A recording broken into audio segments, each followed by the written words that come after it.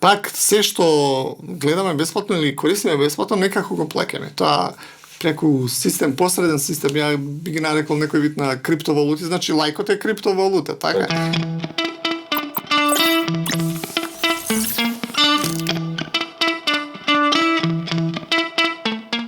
Значи не е како да ми е гостин, а нормално дека не ми е гостин кога е автор на комуникаци.нет, коавтор на комуникаци.нет и редовно, нели, кога има тешка тема, го викаме да зборуваме.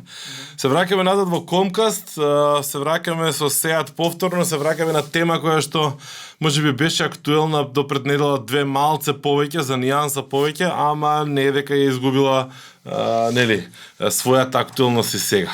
Се случаа 300.000 работи други, меѓутоа Netflix успеа во цела оваа COVID-19 ситуација да си ја заземе својата позиција, јасно и гласно да се бори против досадата и при тоа стигна и испука сите можни ствари веројатно што можеше да ги испука за да надокнали тоа што не одиме во кино и не гледаме Джеймс Бонд и слично. Кој уште го чекаме. Кој уште го чекаме. Значи, social dilemma, the social dilemma. Денеска тема на дискусија ни е таа, почекавме први реакции, почекавме втори реакции, почекавме критични реакции, почекавме Facebook да реагира, сега и ние ќе реагираме. Да, мислам дека не досеме Дарко, затоа што темата вака некако созре и повеќе страни успеа да се изјаснат, така што мислам дека ова е некој вистинско време по-бурата од реакции од различни. Јас зборувавме пред да влеземе во студија дека сега малку мојата прва реакција беше нака да видам што се можеби не ми се допаѓа, не покритички го гледав документарецот и се обидував да идентификувам некои така промашувања или некои работи кои што не држат до крај, иако има многу секако добри содржани работи. И сега како излегуваат критиките, малку сега критички ги гледам и критичарите и се обидуваме да најдеме некој баланс. Но како сега човек што критички ги гледа критичарите? Мета критичар, да. Мета критичар. Ајде вака основа, значи да видиме се Social Dilemma е документарен филм објавен на Netflix, искриран нели од независна продукција, во кој што внатре во форма на интервјуа всушност дискутираат, изборуваат и кажуваат своите ставови луѓе кои што на некој начин биле вклучени не само во Facebook, туку и во креирањето на Google и ред други платформи и сервиси на интернет. И тие се као некои дропаутс од Silicon Valley, да ги наречеме, се освестиле и сега нели проповедаат за тоа дека тоа што го прават овие апликации и сервиси и алатки и што и да е сајтови всушност не е баш толку многу добро за сите нас. Добро, јас веднаш би кажал дека ова е документарец кој што треба да се види. Во секој случај тој е квалитетен, опфаќа различни теми во однос на секојдневното користење на социјалните мрежи од различни аспекти. Во таа смисла некој кој што не е експерт или кој што не ги следи социјалните медии од некоја, не знам, аналитичка, теориска или не знам се каква стручна гледна точка, треба да го види, тој е добар. Ја исполнува својата функција во смисла се гледа дека е Netflix стои зад него, иако е независна продукција, пак е малку наштимуван за неговата публика да биде малку полесен, така поприемчлив, не е некој високо стручен, како да кажам, документарист, во таа смисла, значи треба да се погледне. Неговата главна добра страна е што ќе ве натера да се замислите малку како секојдневно ги користиме социјалните мрежи, што е можеби лошо, што можеби не, да препознаете некои своји, како да кажам, негативни последици од користење на социјалните мрежи, значи во таа смисла е одличен за секојдневниот корисник на социјалните мрежи. Сега, ако користиме, да, втора добра страна, веќе ја спомна, е што е во него добар е концептот, ми се допаѓа, што инсайдери, значи луѓе кои што работеле од внатре, кои што ги знаат работите за социјалните мрежи од другата страна, како се подготвува содржината, како работат системите, алгоритмите, и така натаму, како се прави рекламниот модел, и така натаму, значи тоа е одлично. Значи треба да се погледа. Документарецот на крај завршува со една гласна порака: исклучете ги акаунтите, откачете се од социјални медии, што веројатно е она shock and awe стратегија во смисол на класична американски пристап, ајде сега ние ќе шокираме за да може да има некаква било каква реакција. Дали си согласен што таа порака како дека е Да, тој дел не ми се допаѓа, значи одев кон таа поента дека не, одлично е мостот кој што го направи, значи тој дел не ми се допаѓа. Јас повеќе сега ќе прозвучам као нашето нашата комисија за заразни болести мора да се научиме да живееме со социјалните мрежи во сите нивни добри и негативни страни. Значи не мислам дека еве сега Facebook и пропадне дека ние сме се спасиле од социјалните мрежи. Ке дојде некоја друга. Значи тие веќе ги смениле стандардите, нормите за тоа како ние комуницираме и користиме интернетот, социјалните мрежи, апликациите, мобилните телефони, таблети се. Во таа смисла, мислам дека претерува документарисот, дека не поларизира и дури терува во некоја технофобија, да се плашиме од технологијата, од овие социјални мрежи. Мислам дека тоа не е во ред, не да се исклучиме, туку да научиме подобро, поквалитетно да ги користиме и да се заштитиме.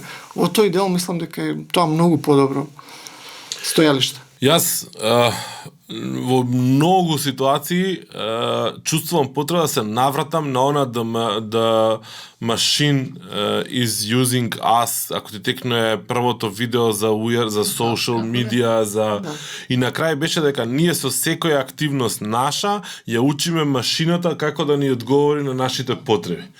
И всушност толку убави пораки имаше во The Machine is Using Us тоа видео, да стварно и ден денеска без разлика што се 15, скоро 15 години подоцна, ми е супер релевантно и супер важно, затоа што во основа ти кажува дека има две страни приказката. Дека не е само Facebook и дека ти му дозволуваш на Facebook да го направи тоа, и на Instagram, и на YouTube, и на сите други. Значи, и приказката е како ние да се наоружаме, како индивидуалци да пристапиме малце посвесно. Нормално дека целта на продавачот е да ни продаде нешто. Кога ќе влеземе во продавница, ние не паѓаме одма на прва кога некој ќе ни каже ова е најдобриот производ. Значи, веќе сме научиле, сме развиле некакви вештини да критички му настапиме и да почнеме да прашуваме. Токму така. Сега кај социјалните медиуми, кога Facebook не вика или YouTube не вика или Google не вика ова вака треба да биде, ние скокаме и го правиме тоа. Што мислам дека не го ни правиме така, пак секој индивидуално на различен начин се обидува да си го тоа наштиме како што него му одговара, ама нели црно-бело сликата е дека ние сме безмокни во оваа ситуација. Да, така некако и завршува документарецот со поента дека се што ние ставаме на социјалните мрежи, се што внесуваме како податоци или материјали на нив, дека се снима, се архивира и така натаму, и што ако тоа заврши во погрешни раце. Значи, дава еден вид, не знам како, значи, дополнителна димензија на страв од социјалните мрежи, што навистина не ми се допада. Може вака, значи, да предеме, ако ја гледаме технологијата на социјалните мрежи, дали автомобилот или било кој друго превозно средство е поопасно за нашите животи од социјалните мрежи. Оберучки. Да, значи колку луѓе се повредени, загинуваат за жал користејќи автомобил, но никој не му текнува на памет да ги укине автомобилите, авионите или не знам други. Значи ние живееме со тие средства. Секоја технологија има своји недостатоци, јас сум повеќе за тоа, повеќе да учиме тоа што ти го кажуваш мощно, значи да имаме, како да кажам, еден напредок во своето искуство и пренесување на тие искуства, како добро да ги користиме. Втора главна поента, значи ако не е овој една од критиките, клучните критики на инсайдерите и на самиот документарец е рекламниот модел. Како не таргетираат, како се користат, не загрозуваат приватноста.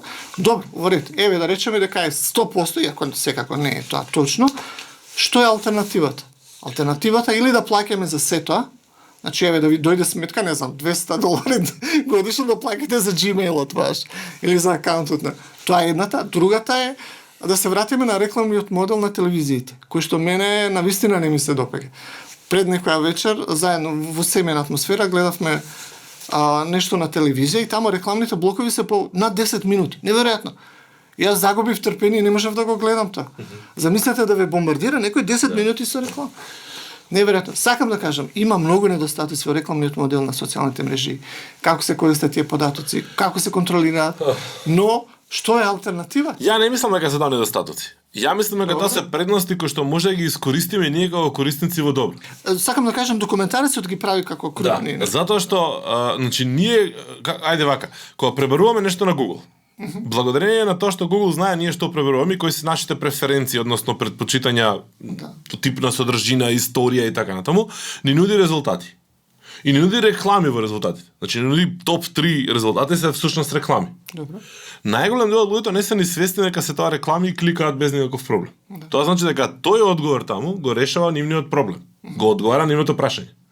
Ние нема секојдневно да идеме по 10, 20, 30 пати на Google, ако Google не го одговара, не ги решава нашите потреби. Било тоа да се реклами или не реклами. Значи Google изнаоѓа начин како со помош на технологијава да всушност не одговори на нашите потреби. Значи да, крипи е, морничаво е кога ќе сватите дека ако вие сте сурфали на една страница, одма ви се појавува реклама, ако сте спомнале па имат, нели, ми мислиме дека не слушаат телефоните па не се појавува реклама, да, е малце морничаво, затоа што, нели, не сакаме по се живо и диво кај што ќе ние оставиме трага да после тоа ни се врати назад, односно тоа ти е као да не сакаш да знаеш што си јадел вчера, зашто знаеш дека ќе може да ти го понудат во продавница истото да го купиш. Као да сакаш да заборавиш дека лани си бил на одмор во Турција и не си поминал добро, и не сакаш никој да ти рекламира повторно Турција, пошто ти имаш лоши спомени од тоа. И сега, ние се соочуваме со едно такво сценарио во кое што во најголем дел од ситуациите Facebook и Google ни прикажуваат реклами за нешто што стварно е поврзано со нас. Не е тоа проблем, само што ние реагираме, чека, ова е крипи, пошто значи дека се ме следат. А спротивното е да седнеме да гледаме 10 минути блок на реклами кои што тотално не ни се битни и интересни во животот. Значи, психолошки тоа е незгодно затоа што ние го восприемаме као Google и Facebook знаат се за нас. Дали навистина знаат се за нас? Тоа е добро прашање и треба секој да си го одговори. Колку податоци внесуваме, значи колку ние самите можеме да изконтролираме. Имаше еден добар афоризам, вика дека Facebook и Google знаат повеќе за тебе отколку удба за дедати. Во таа смисла, но не мислам дека е до толку драстичен проблемот. Пак некоја контрола ние како корисници може да имаме, што мислиш ти? Имаме контрола секако. Значи особено последните 4-5 години овие сервиси беа под голем притисок да ни дадат шанси да бидеме под контрола. На двата сервиси ти имаш сега шанси да влезеш и да видиш по кој принцип те таргетираат и како ти си профилиран во рамки на Google или Facebook. И слободно да кажеш не ќам по ова да ме таргетираш, сакам по ова или исклучи го ова, вклучи го тоа. Или да му кажеш воопшто не ме следи. Значи, приказката е што овие сервиси не им одговара овој модел и нормално ќе ги закопаат некаде далеку и нема баш така јавно да ти ги промовираат овие работи, меѓутоа во било кој случај тоа е моментот на едукација. Значи, тоа е моментот на надградување на себе си, каде што сега мора преку драматични документарни филмови и да крајот на светот, нели, да го најавуваме, за да можеме ние да научиме дека имаме контрола, да видиме што се чува Google за нас и како не профилира Google по некои глуби работи. Значи, јас сум чепкал и кај Facebook и кај Google да видам како ме профилира. И стварно има некои работи што врска нема. Еднаш сум улетал на страница за пинг-понг и се он чува таму дека јас сакам пинг-понг, што нема врска да рече. И го видов ја тоа, го кликнав, не ќам да ме следиш по пример. Така да, на начинот на кој што ние си ги уредуваме сами како да не изгледа ѕидот на Facebook или на YouTube или на не знам Instagram, врз основа на тоа што кажуваме да ми добиваме нотификација, на што се претплаќаме, што имаме see first и така натаму, всушност ние си го учиме алгоритмот да работи за нас. На истиот тој начин ние може да го научиме алгоритмот да работи и за рекламите што ни ги покажува, ако веќе да толку сакаме.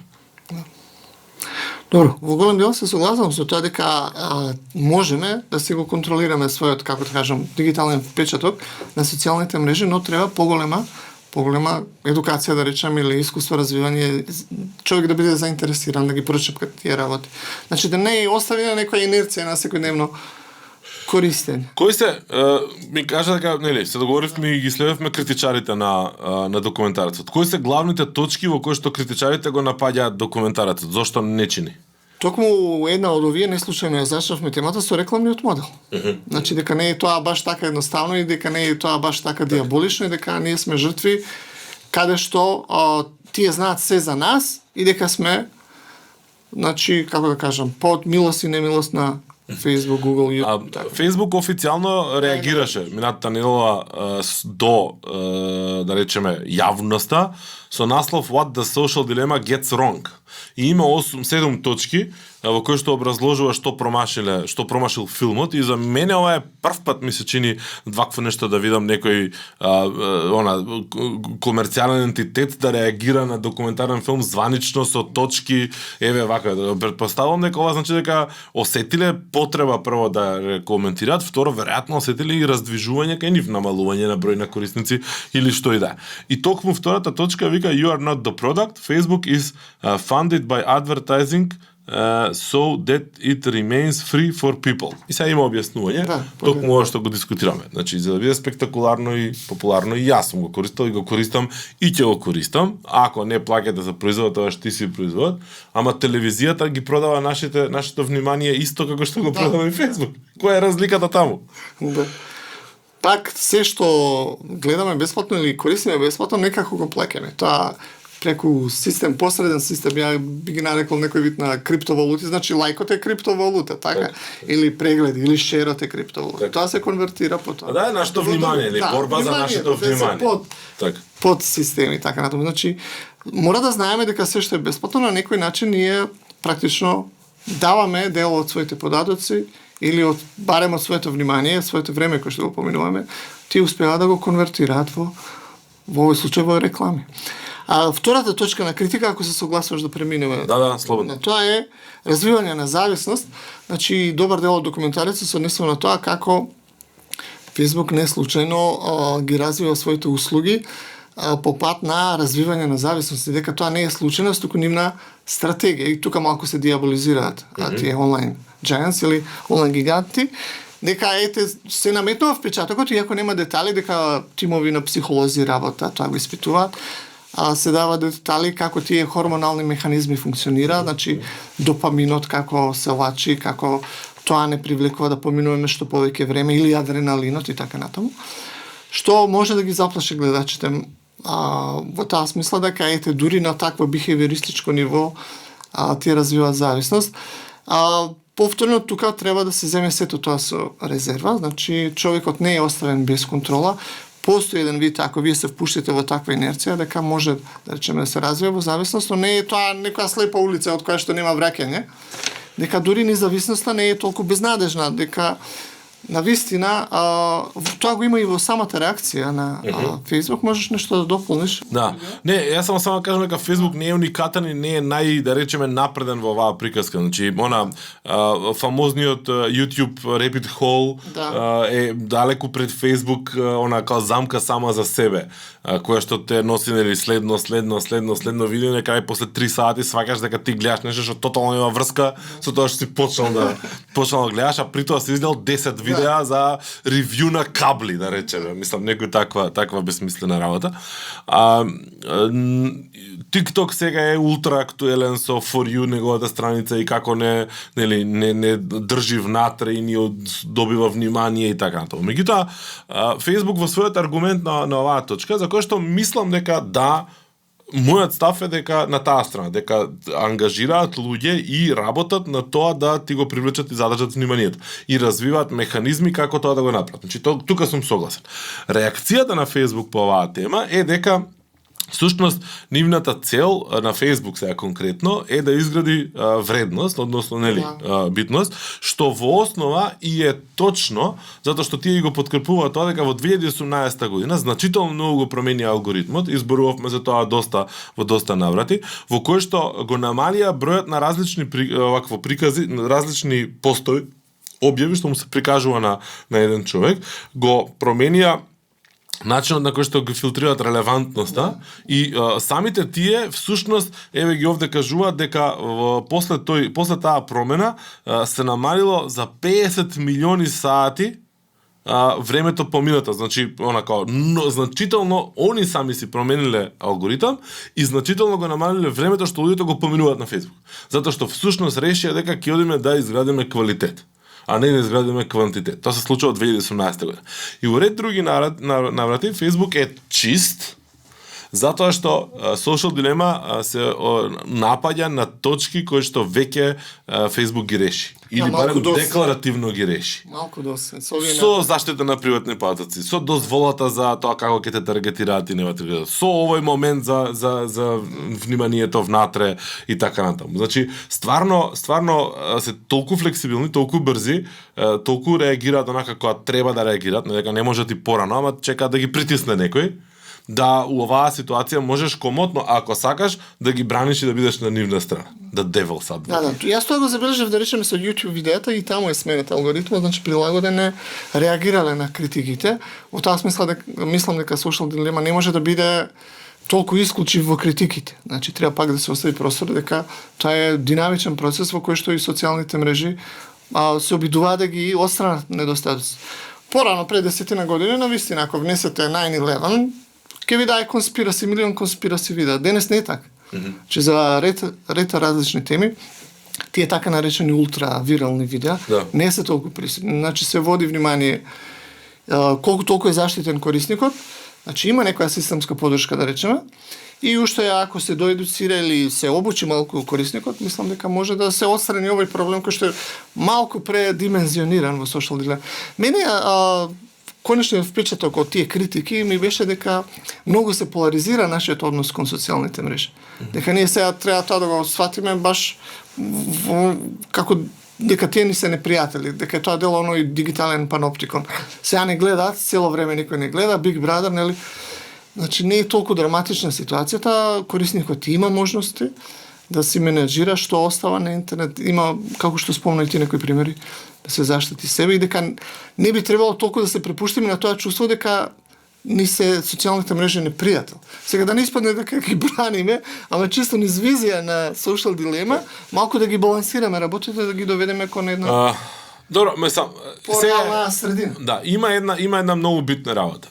Ние можеме да дискутираме што треба и што не треба до утре, навечер. Не е никаков проблем.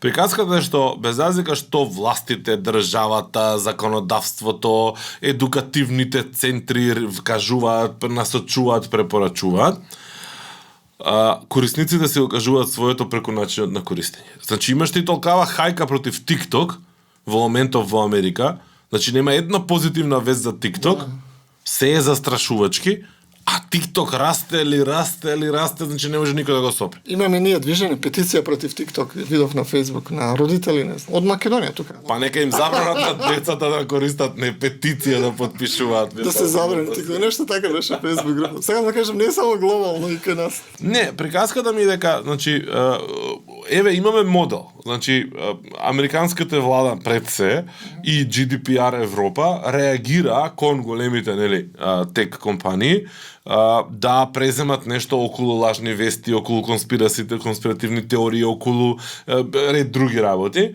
и гледаме дека можело. Значи гледаме ефективно дека во одреден сегмент, особено сега со COVID, можело тоа да се направи.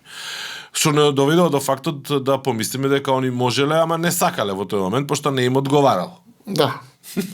Или не биле доволно притиснати. Да речеме бизнес интереси. Ама, ако сега имаме модел кој што докажува дека може да се направи промена и гледаме како е таа промена издействувана, тогаш што да се лупаме, нели, со глава од зид. Ете го начинот, ете ја промената, ако мислиме дека треба тоа да се некако регулира дополнително, окей, нека се регулира, пошто во спротивно корисниците, без разлика на што и да кажеме ние, и што и да каже Facebook и што и да каже Social Dilemma, мислам дека нема така лесно да се одлучат.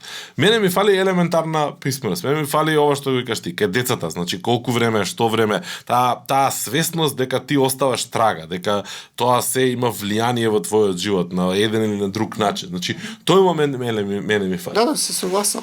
Видете, значи работите се развива така да почни да ми персираш. Да. Не, као публика. Да, наша. Во смисла дека социјалните мрежи може го имаат своето добро и квалитетно место во нашите животи ако се една од алатките. Значи ако јас сега решам, не знам, да се информирам за изборите само од Facebook, навистина нема да бидам квалитетно информиран. Бидејќи тука доминираат поларизирани ставови, мислења, малку факти и фактите се изместени од контекстот и така натаму. Значи во таа смисла тоа е погрешно употреба на социјални мрежи. Треба да се учиме на тоа. Ти ќе прочиташ добра анализа, ќе прочиташ професионален новинарски текст и тука негде ќе се го најде местото и да го почувствуваш пулсот на јавноста, како се движи мислењето на јавноста за некоја тема и Facebook може да има сосема корисно, значи Facebook дискусијата.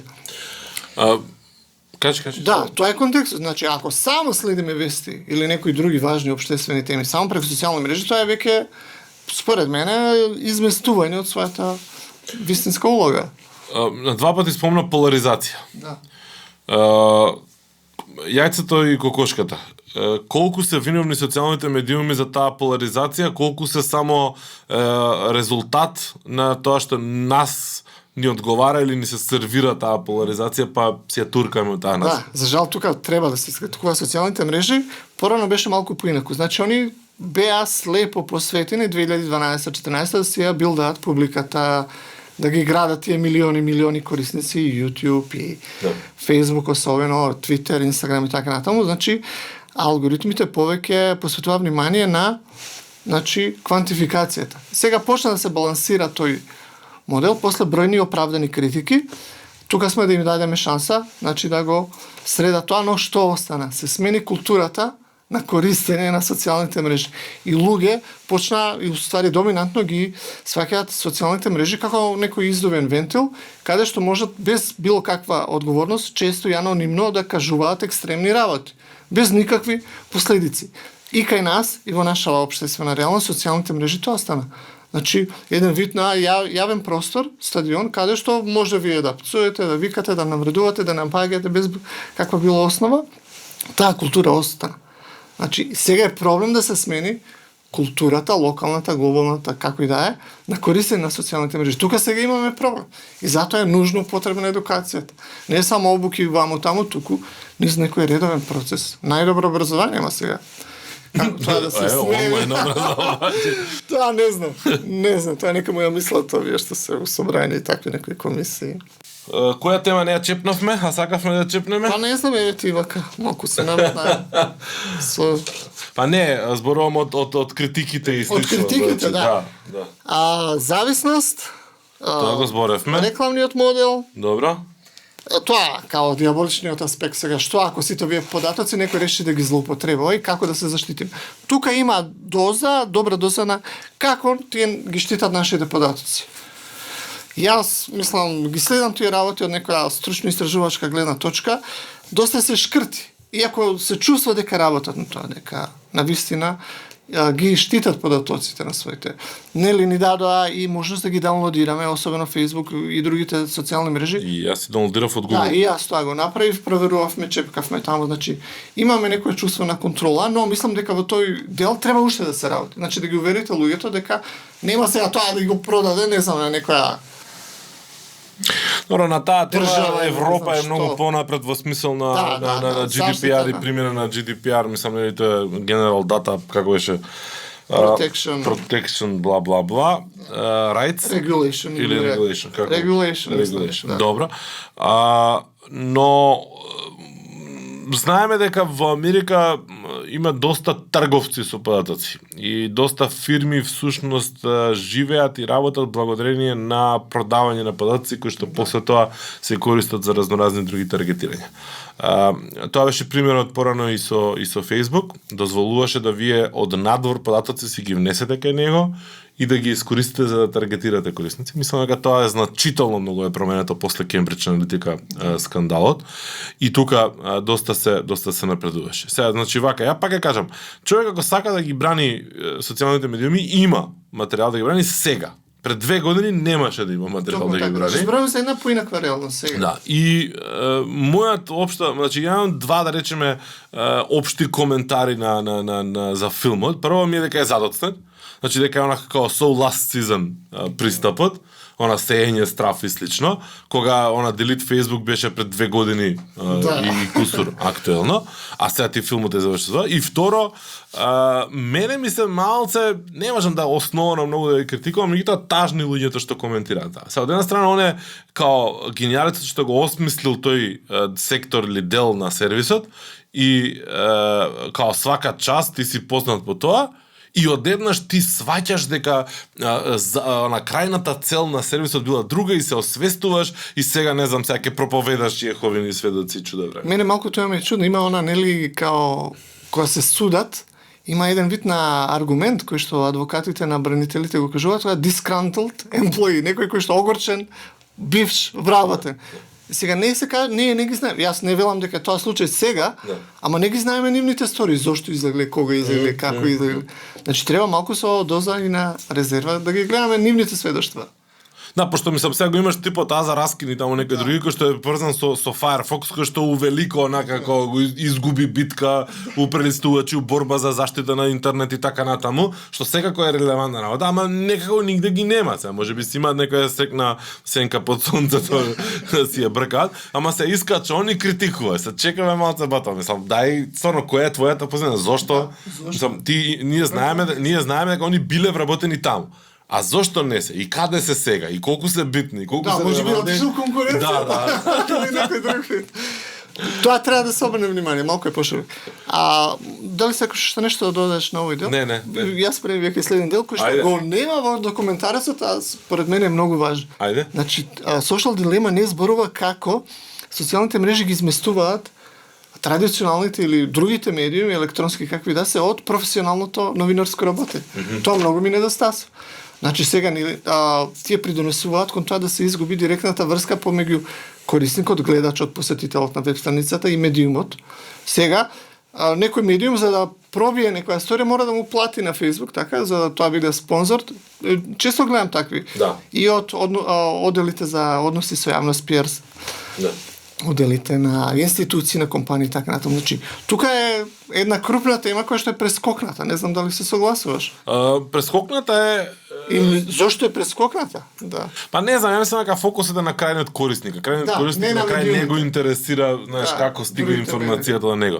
Facebook си поставил правилен игра и тоа е тоа. Едноставно, нема органски досег, мора да си платиш и чао пријатно. Меѓутоа, токму затоа мислам дека се во подем предплатнички модели, било тоа да се платени или подкасти или ньюзлетери и така натаму. Значи имаме сериозен подем на и подкаст културата, повторно да речеме, и subscription моделите и еден куп други начини. Сега и YouTube има 17 различни варијанти како може да го поддржите самиот креатор на содржина, па ги имаме тука Patreon како опција која што го користат многу од креаторите на содржина како заобиколен канал кај што може да заработат пари. Така да дури и самите креатори на содржина бегаат од моделот на заработка од реклами.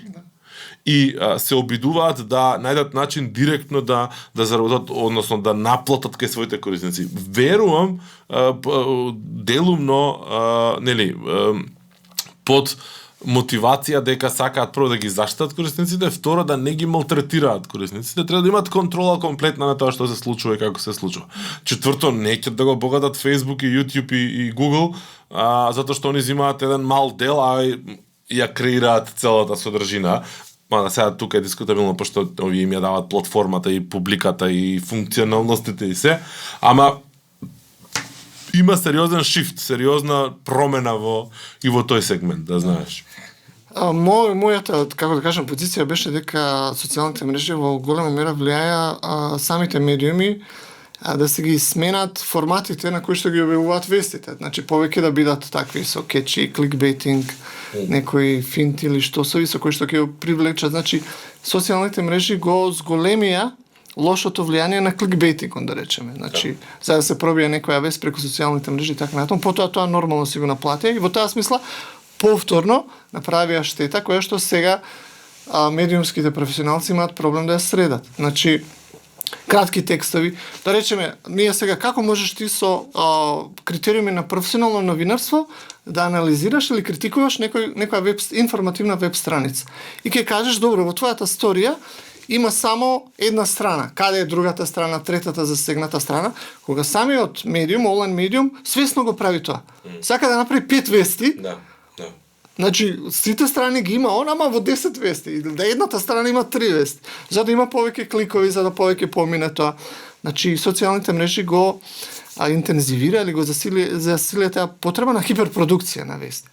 Со што се распадна некои формати на професионалните медиуми, сега они мачат да се вратат барем на некои основни вредности околу кои што може да се согласат, вака треба да се известува на интернет и така натаму.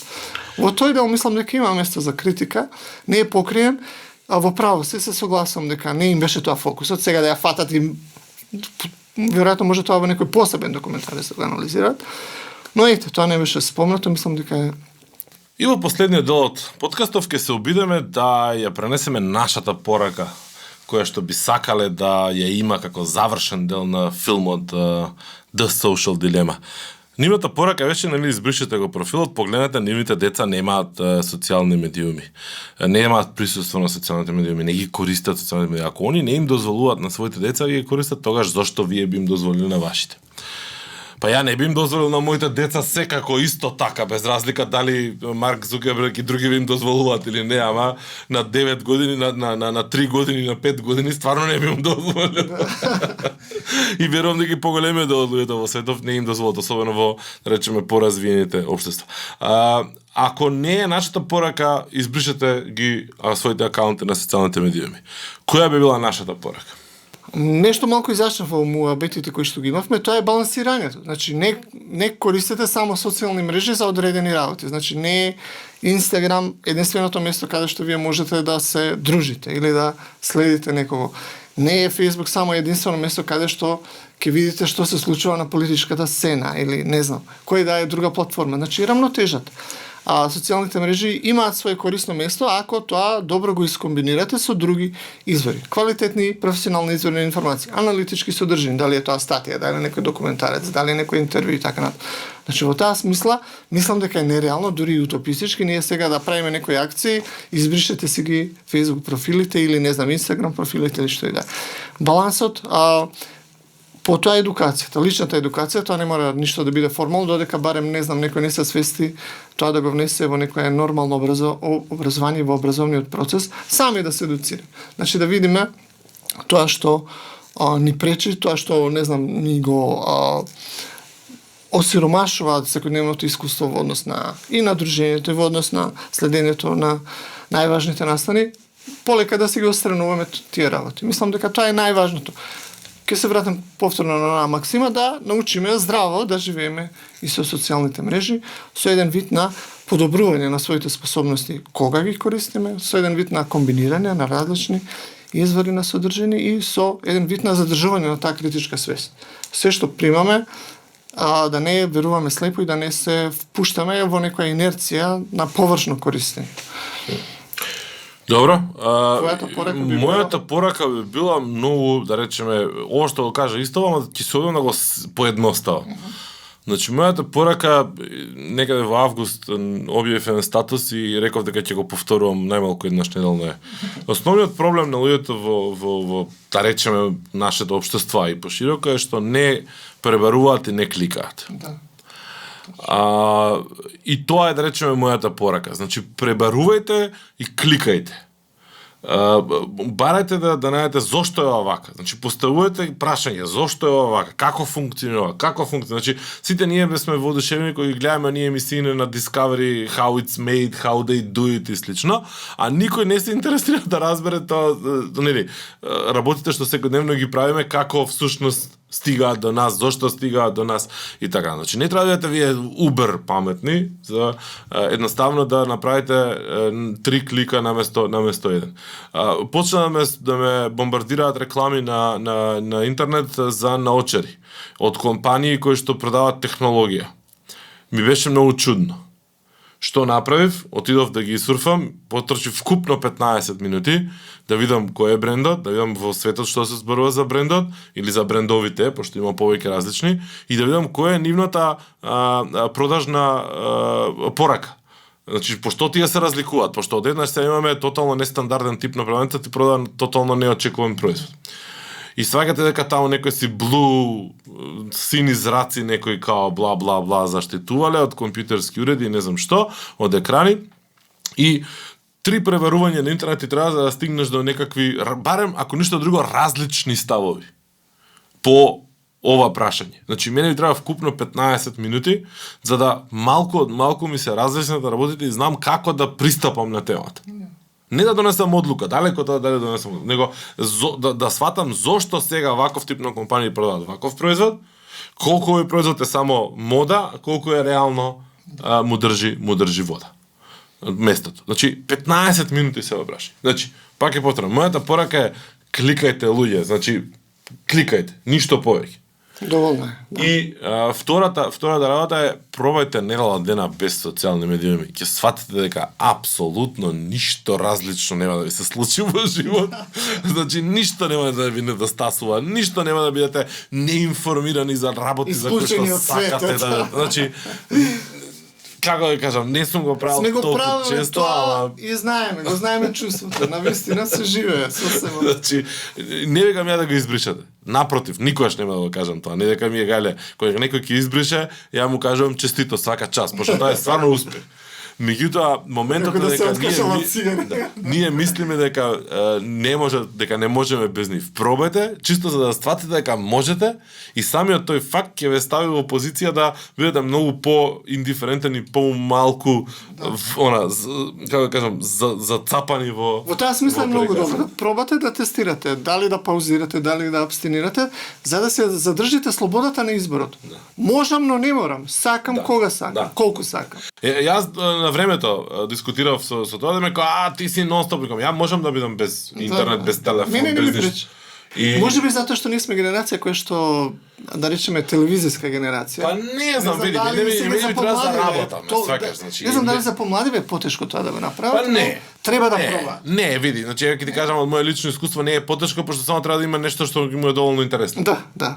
Што ќе му е така. Значи нешто треба да му се случува. Да. Проблемот е што динамиката со која што сега му се случуваат работите на екран е ненормално голема и му треба значително многу повеќе различни активности за да не да- биде екран, а да може да му го задоволи. Само не да види. достигне тоа ниво, да. Не може да го достигне, ама Барем близко. да биде близко. Иначе, мислам, како да ти кажам, пушти дете на село, у бавча и у вода, значи ти нема ти побра телефон воопшто. Да. Се согласам за тоа. Значи ќе му текне вечер у 9 сат, како да ти Да, кажам. да. Така, Добро, тоа е тоа. Можеме тука да заклучиме. Сега фала ти што еднаш да беше официјален камбек на Comcast во некоја следна итерација, не знам која поред ова веќе ќе биде. Во серија се повторно јас ги имам договорено неколку различни теми кои што ќе ги вработуваме, не ветувам ништо. 3/4 веќе сме испланирани во преговори, потврдени.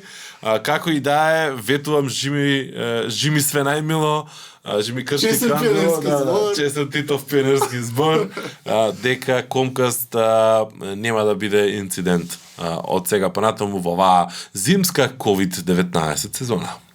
Поздрав.